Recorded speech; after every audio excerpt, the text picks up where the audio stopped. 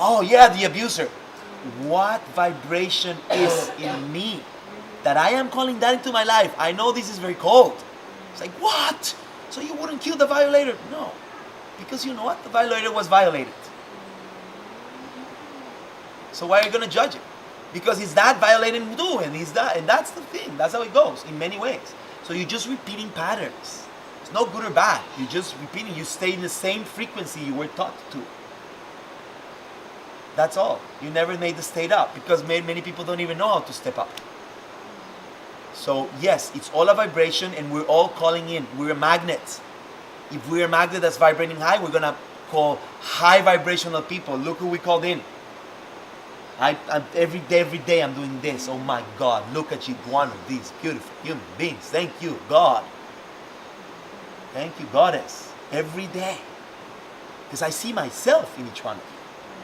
So grateful for what I'm calling in my life. Just a reflection of vibration. There, right there.